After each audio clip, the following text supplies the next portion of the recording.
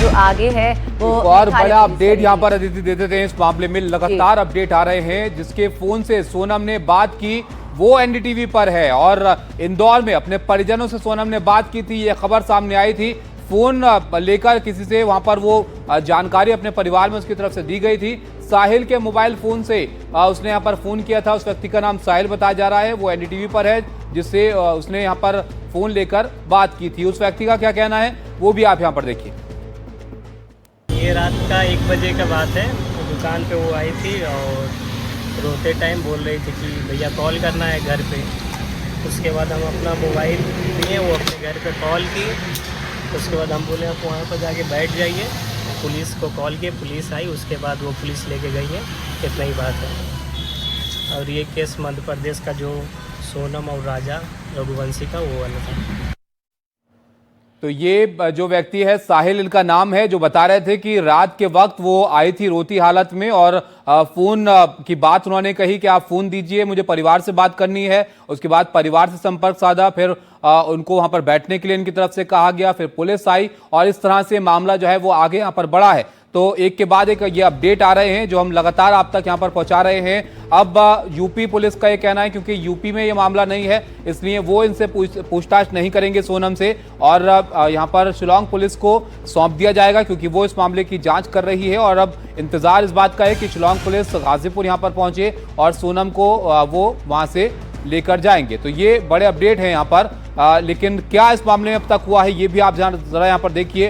राजा रघुवंशी हत्याकांड में 22 मई को लापता वो होते हैं और 2 जून को शव मिलता है और 9 जून को सोनम को गिरफ्तार यहां पर किया गया। राजा के भाई विपिन रघुवंशी ने क्या कुछ कहा, आइए सुनते हैं।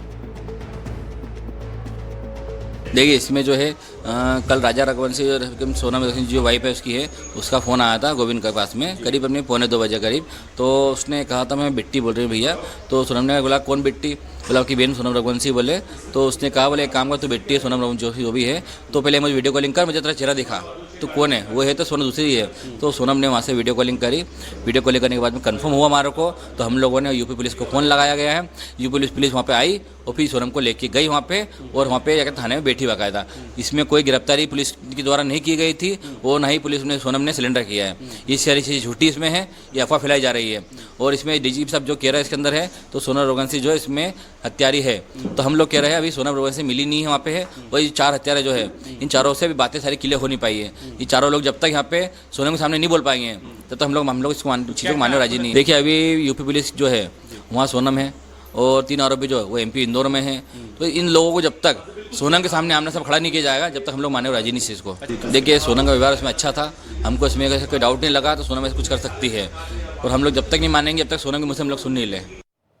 हमारे संवाददाता तनुश्री इस वक्त सोनम के घर के बाहर से ही हमारे साथ जुड़ रही हैं। तनुश्री बताइए इस वक्त परिवार में कौन कौन वहां पर मौजूद है, क्या आपकी किसी परिवार वाले से बातचीत हुई है, क्या कहना है परिवार वालों का?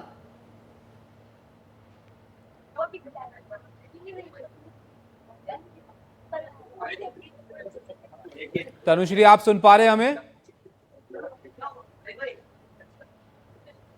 तनुश्री से संपर्क शायद ठीक से नहीं हो पाया, दोबारा कोशिश करेंगे उनसे संपर्क साधने की। पंकज भी हमारे साथ हैं।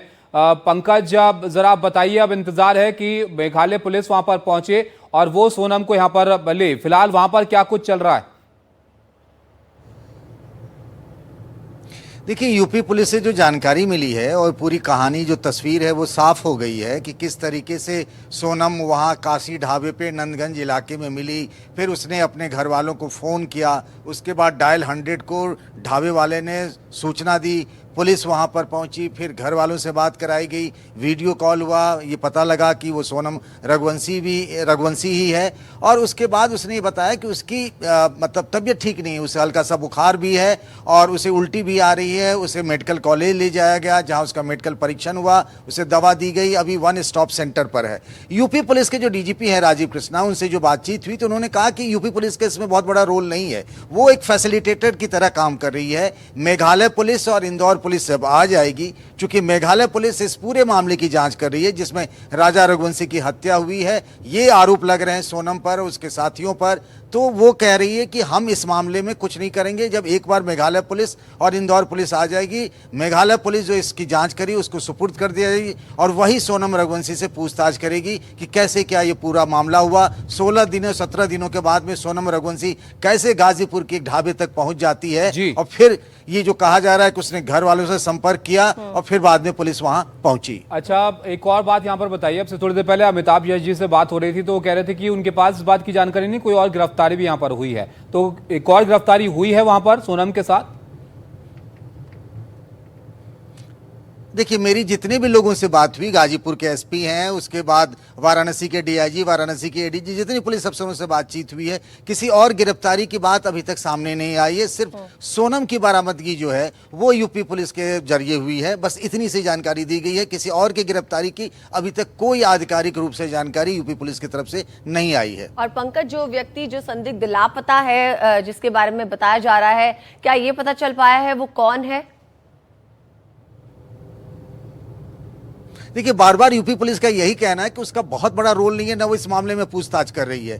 उसके पास सिर्फ सोनम है और सोनम महिला पुलिस के डॉक्टरों की टीम के ऑब्जर्वेशन में है। एक बार जब मेघालय पुलिस और इंदौर पुलिस आ जाएगी, वही इस मामले में पूछताछ करेगी। वो इस बारे में और ज्यादा जानकारी देने के पक्ष में नहीं है और ना उन्होंने कोई पूछताछ सोनम रघुवंशी से बहुत ज्यादा की है कि उनके साथ कौन था, क्या था, कैसे वो गाजीपुर पहुंची है। अच्छा, तो ये इंदौर और मेघालय दोनों राज्यों की पुलिस अब यहाँ पर आ रही है, ये दोनों पुलिस पूछताछ करेंगी या फिर मेघालय पुलिस को ही हैंडओवर करने की बात यहां पर आ रही थी सामने? जो मुझे जो बताया गया आधिकारिक रूप से, चूंकि मेघालय पुलिस इस पूरे मामले की जांच कर रही है, इसीलिए सोनम को मेघालय पुलिस को सुपुर्द किया जाएगा। लेकिन ये बताया गया है कि इंदौर पुलिस भी आ रही है और मेघालय पुलिस आ रही है, दोनों पुलिस फोर्स की एक टीम जो है वो गाजीपुर दोपहर तक पहुंच जाएगी, ऐसा बताया गया है। तो पंकज, आगे जांच प्रक्रिया की रूपरेखा किस तरह से रहने वाली है? देखिए, जांच प्रक्रिया की जो रूपरेखा है वो मेघालय पुलिस के पास है। मेघालय पुलिस इस पूरे मामले की जांच कर रही है कि राजा और सोनम वहां कैसे गए। जैसे आपने देखा है, गाइड ने कहा कि 3 और लोगों को भी इन दोनों के साथ देखा गया, क्या सुपारी देकर के उनकी हत्या करवाई गई जैसा सोनम पर आरोप लग रहे हैं। तो पूरे मामले की जो जांच है वो मेघालय पुलिस कर रही है, इसीलिए मेघालय पुलिस ही इस बारे में आधिकारिक रूप से कुछ बता पाएगी। जी पंकज, आप रहेगा हमारे साथ। लेकिन ये जो मामला है अदिति, अब ये कई सारे एंगल इसमें बनते हुए यहाँ पर दिख रहे हैं। जो मेघालय पुलिस है वो सोनम पर ही शक जाहिर कर रही है, लेकिन सोनम का जो परिवार है वो इससे बिल्कुल इतर यहाँ पर सोच रहा है। उनके परिवार में उनके पिता की भी प्रतिक्रिया हमने यहाँ पर देखी, जो मेघालय पुलिस के काम पर यहाँ पर शक जाहिर कर रहे हैं। उनका क्या कहना था वो आप देखिए जरा। शादी सहमति से हुई थी, दोनों परिवार की सहमति से हुई थी, दोनों के बच्चन की सहमति से शादी हुई थी। वहाँ की जो सरकार है वो स्टार्टिंग से पहले दिन से ही गलत बोल रही है, झूठ बोल रही है वो। अच्छा। हाँ, अब ये वहाँ की सरकार को पहले से बताना चाहिए ना ये कहाँ के हैं कहाँ के नहीं है। और बच्ची रात में क्या बोलते हैं गाजियाबाद में आई है, वो होटल वाले से उसने मोबाइल लिया और फिर फोन लगाया भाई के लिए। अच्छा, बेटी ने फोन लगाया? बेटी ने फोन लगाया है। मतलब बेटी खुद गाजीपुर के उस ढाबे में पहुंची है? वो ढाबे पे पहुंची है बेटी मेरी। मतलब ये भी हो सकता है कि वो जिसके चंगुल से उससे छूट के यहाँ पर आई हो? हाँ, वही चीज है ना कि उसके चंगुल से बिटिया निकल के नहीं और इसके बाद में ढाबे वाले के पास पहुंची, वहाँ उससे रोई, ढाबे वाले से रोने के बाद में उसने मोबाइल दिया ढाबे वाले ने। अच्छा। हाँ, ढाबे वाले ने मोबाइल दिया तो फिर उसने गोविंद जी को फोन लगाया। अच्छा। हाँ, तो गोविंद जी ने फिर रात को फोन लगाया तो वहाँ पुलिस पहुंची थाने की वहाँ ढाबे पे, ढाबे से वहाँ की पुलिस लेके आई है। मतलब 2 बजे के करीब की बात है। मेरी बिट्टी से अभी मेरी बात नहीं हुई, सोनम से अकेले गोविंद जी से बात हुई है। गोविंद ने बोला कि वहाँ छोरी रो रही थी, सोनम मिल गई है पापा और अब कोई बात नहीं है टेंशन की, और मैं वहाँ जा रहा हूँ। तो वो वहाँ से फ्लैट से निकल गया है। क्यों आया? वो गलत दावा कर रहे हैं।